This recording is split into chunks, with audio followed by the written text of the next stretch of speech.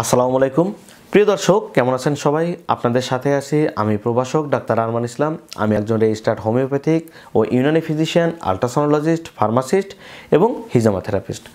তো যাই হোক দর্শক, আজকে ভিডিওটিতে কথা বলবো বীর্যের মান নিয়ে। অর্থাৎ এমন অনেক দম্পতি আছে যারা হয়তো কয়েক বছর ধরে বৈবাহিক জীবন পার করতেছেন কিন্তু সন্তান হচ্ছে না।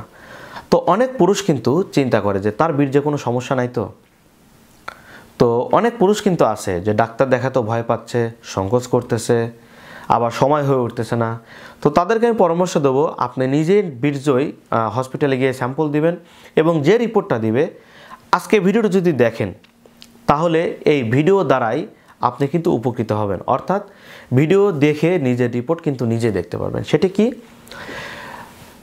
একজন সুস্থ পুরুষের কতটুকু বীর্য থাকলে সে বুঝতে পারবে যে সে সুস্থ পুরুষ, এই নিয়ে একটি আলাদা আমার ভিডিও দেওয়া আছে।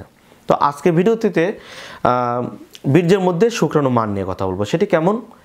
ধরুন একজন সুস্থ পুরুষের প্রতি মিলি বীর্যেতে শুক্র থাকবে হচ্ছে 15 মিলিয়ন, কিন্তু এর কম যদি হয় তখন তাকে আমরা মেডিকেল টার্মে বলি অলিগোস্পার্মিয়া। আবার একজন পুরুষের মোটামুটি 30 থেকে 40% শুক্রাণু থাকতে হবে, ধরেন আছে, কিন্তু তার মোটিলিটি বা মুভমেন্ট কম, তখন তাকে আমরা মেডিকেল টার্মে বলি অ্যাস্থেনেজোস্পার্মিয়া।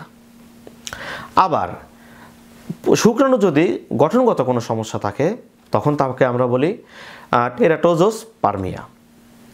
প্রিয় দর্শক, যখন একজন পুরুষের বীর্যে মানে পর্যাপ্ত শুক্রাণু আছে, মুভমেন্টও ঠিক আছে, গঠনও ঠিক আছে, তখন তাকে আমরা মেডিকেল টার্মে বলি নর্মোজোস্পার্মিয়া।